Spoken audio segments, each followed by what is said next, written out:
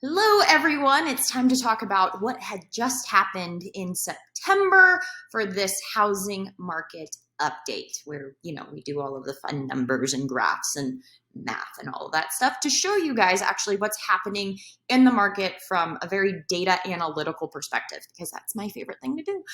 So here we go, jumping right in. We always start at the beginning of the year to give it context of what had actually happened all year long to right now. Anyways, in the Treasure Valley. So here we go.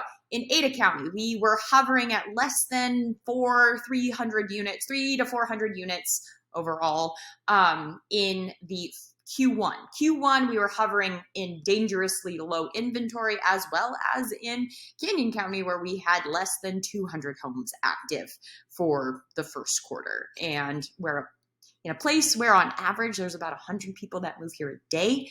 That's dangerously low. Contrast this to, as we've talked about this before, we've had an appreciation of home prices go up and up and up to where we end in September, where we have close to 1,200 units in Ada County and 700 units in Canyon County. So overall, that's about 1,200 units that are active right now in the month of September, was active in the month of September. We are now in October, that are active currently, which is a 400% increase to where we were last year. So a number of reasons as to why this is happening, why we have so many units. One, it's just, sellers saw all of their friends and family cash out on their equity at extremely high prices comparative to where historically this area is. So now we have more sellers that were at first hesitant of the first movers that were selling their homes amid the pandemic. And now we have people that are like, okay, I've seen it. Great. Now we have an influx of inventory. Another reason why we have an influx of inventory is due to the appreciation that happened so quickly. Again, it's 30% in 1 year. A lot of buyers were actually priced out or discouraged into buying just because it felt like, there wasn't a ceiling to the appreciation month after month that, it's wearing on a lot of people. And a lot of people just decided to back out. So now we're in this plateau of inventory where has stayed very steady. As you can see, we're hovering at around the same amount of units, not anything too crazy. This tells me that for the last 5 weeks, we've had a plateau. Same thing with Canyon County. We've been plateaued for the last 6 months. But to put it into a greater scheme, let's take a look at the graphs. So here we go. As you can see in actives, we were here in a lull. And then as we caught it back in May, where there was shifts happening, and if you had been watching, you've known this for a while, the inventory has just increased. Same thing with Canyon County, inventory has increased. The thing that I find the most interesting is that the price changes are the ones that have had the most fluctuation in both markets. As you can see, Canyon County, they were up and then they were down. They were up and they were down. So price changes have been probably the most noticeable change. Days on market is a lot longer than it was a year ago, whereas it was like 7 days on market. Now we're approaching more than 20 days. So we're starting to get to more normal levels of inventory. So I know it looks extremely aggressive on the graphs, but rest assured that in a balanced market, we have about 6 months of inventory to consider it balanced. So right now we've increased our inventory to about 2 months worth. So we still have 4 more months of inventory needed to go. But in terms of inventory, we are starting to see more, which is good and bad depending on what side you're on. So it can negatively impact sellers. So sellers, let's talk about you first. So this can negatively impact you due to the fact that there is more competition on the market. So there's more homes available. Therefore, it's imperative that you make sure that your home stands out. So first and foremost, pricing your home is absolutely critical. I know that when there was a lot more uncertainty in the market due to the appreciation that was happening month after month, it felt a little bit more risky to where it's like, hey, comps were here, but given the appreciation, we could probably get it for about 15 to 20 more. Like, do you want to try it? Sure, yes. And then lo and behold, your house goes pending over the weekend. That was extremely common. But now we're starting to see homes sit quite a bit. So especially the homes that have attempted to really maximize their selling price without any updates or, putting in the bare minimum, we're starting to see those homes sit absolutely longer and have massive multiple price reductions. So pricing a home and making sure that when it comes to market is extremely critical. Another suggestion that I give people all the time in a market like this is right now it's absolutely critical to work with a realtor that has two things.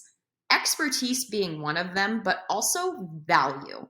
And a lot of times I hear sellers like gripe and complain about a realtor's commission. And the only reason why you're griping and or why sellers are griping and complaining is because the agent that they are choosing, they don't really give any value other than putting their home on the MLS. And now we're going to start to see the cream of the crop actually rise in terms of real estate agents because, there's a lot more inventory coming. People are going to start to want to sell their homes faster. And it takes expertise and a lot of value for a realtor to accomplish that. So just be very mindful for the agency that you choose. You want to make sure that, again, you are getting that value and expertise to sell your home. And, if you'd rather just skimp on agent commission, that's totally fine. There are other options that I'm happy to show you too. I've worked with Homey, iBuyer programs all over, so pretty familiar with them. Got to find the one that's right for you, especially in a market like this where it is extremely volatile. Buyers, on the other hand, you're on the better side of the coin this time because now you have way more options than you did in 2020. I also argue that now is actually a great time to buy and probably better. And most importantly, you take advantage of the interest rate. So rumors have been spreading in the lending world that the rate is going to increase. It's going to increase. And everything that I have seen from an industry perspective, as well as the economy, is saying that, yes, we are due for an increase in the rate. Now, that's important because the rate determines your buying power. So right now, with the rate being as low as it is, buyers have more purchasing power because they're paying less in interest. Now, when that interest rate goes up, instead of saving that money, it's going to be going towards interest as well as the payment. So for a house, for this example, that is currently listed at $400,000 with a mortgage payment of $1,500. If the rate goes up as well as prices remain the same, yes, you could have been approved for that $400,000 house, but a simple rate increase can suddenly take your approval down by $50,000 or more and increase your payment as well. So buyers, if you've been on the fence, you're kind of scared and you were a little fatigued, I encourage you to muster up the energy to get back on the horse and do it again, because there are a lot more options and inventory available than there has been in an entire year. And to keep in mind too, regardless of which coin you are on, buyers or sellers, there, like it was mentioned in the newsletter, it is shaping up that there is going to be a second wave of people. So what would a second wave of people do? We'll start to see the inventory start to go down again. We'll start to see less homes. And especially if that rate starts to tick up, I believe what would happen is that people that were on the fence are going to get a bigger push because the rate's getting up, their window of opportunity is closing. So we'll see more buyers come into the market and finally pull the trigger. Therefore, for buyers, that gives you more competition. But for sellers, that can also be a benefit because now, as your competition dwindles, now you can actually sell your home for a little bit more than maybe what your neighbor did. So two sides of every coin. It's not, you can't, there's no crystal ball, but just given the data and what's happening in our society, there's reason to believe that we could be headed towards another craziness if all things stay constant. So that is what these videos are for, is to show you the data so that way you're informed and can make an informed decision on buying, selling, relocating, investing, whatever it is. So with that said, here is the housing market data. We are getting a healthy amount of inventory, as well as having a lot more options for buyers, but sellers, this is a critical time to be very mindful of how you price your home, as well as what agent you go with, because expertise is going to say a lot